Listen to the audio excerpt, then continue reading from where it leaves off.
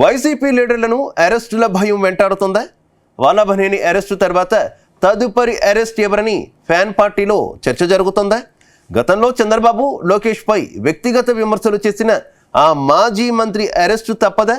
అందుకే ఆ మాజీ మంత్రి ఆంధ్రప్రదేశ్ను వదిలేసి హైదరాబాద్కు మకాం మార్చేశారా?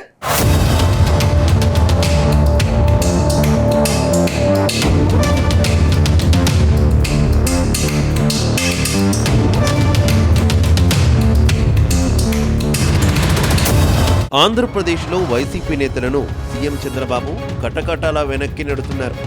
గత ప్రభుత్వంలో చెలరేగిపోయిన నేతలను జైలుకు పంపిస్తున్నారు. తాజాగా మాజీ ఎమ్మెల్యే వల్లభనేని వంశీని విజయవాడ పోలీసులు అరెస్ట్ చేశారు.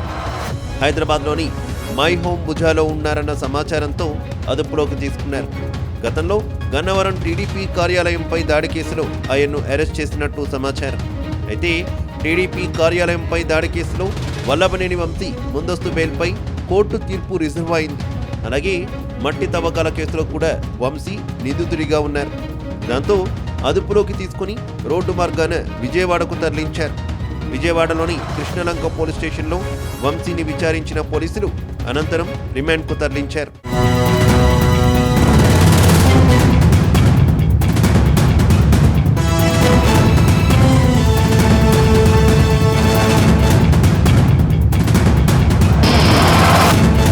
ఇక గన్నవరం టీడీపీ ఆఫీస్పై దాడి కేసులో ఇటీవల సత్యవర్ధన్ అనే ఫిర్యాదుదారు అడ్డం తిరిగారు. ఆయన్ను వంశీ బెదిరించి వీడియోను రికార్డ్ చేయించి కోర్టులో సబ్మిట్ చేయించినట్టుగా పోలీసులు గుర్తించారు. కోర్టుకు కూడా సత్యవర్ధన్ను వంశీ అనుచరులే తీసుకువెళ్లారు. ఈ వ్యవహారం మొత్తంపై నిఘా పెట్టిన పోలీసులు వంశీ స్కెచ్ వేసినట్టుగా గుర్తించి కేసు నమోదు చేశారు. అయితే ముందస్తు బెయిల్పై తీర్పు రిజర్వులో ఉందని తనను ఎలా అరెస్ట్ చేస్తారని పోలీసులతో వంశీ వాగ్వాదానికి దిగినట్టు తెలిసింది. అయితే టీడీపీ కార్యాలయంపై దాడి కేసు కాదని మరో కేసులో అరెస్ట్ చేసినట్టు పోలీసులు వంశీకి చెప్పారు. మట్టి తవ్వకాల కేసులో ఆయన్ను అరెస్ట్ చేసి విజయవాడకు తరలిస్తున్నామని అదుపులోకి తీసుకున్నారు.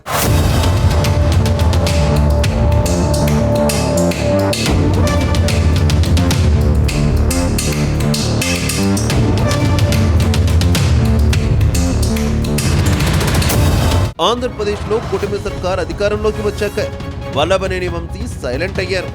కొద్ది రోజులుగా ఆయన హైదరాబాద్లోనే మకాం పెట్టారు. కానీ ఇటీవల సత్యవర్ధన్ ఫిర్యాదుతో కూటమి సర్కార్ అలర్ట్ అయింది. ఆయన్ను అరెస్ట్ చేసి రిమాండ్కు తరలించింది. ఈ నేపథ్యంలో తర్వాత అరెస్టు వంతు గుడివాడ మాజీ ఎమ్మెల్యే కొడాలి నాని అనే మాట వినిపిస్తోంది. వైసీపీ హయాంలో చంద్రబాబు, నారా లోకేష్, డిప్యూటీ సీఎం పవన్ కళ్యాణ్పై వ్యక్తిగత ఆరోపణలు చేశారు నాని. అప్పట్లో కొడాలి నాని మాటలు విని ప్రజలే ముక్కున వేలేసుకునేలా మాట్లాడారు. అయితే కొడాలి నాని మాటలతో కంగుతిన్న నారా లోకేష్ తాము అధికారంలోకి రాగానే అంతు చూస్తామని హెచ్చరించారు. ఇందులో భాగంగానే వల్లభనేని వంశీని అదుపులోకి తీసుకున్నారనే ప్రచారం సాగుతోంది.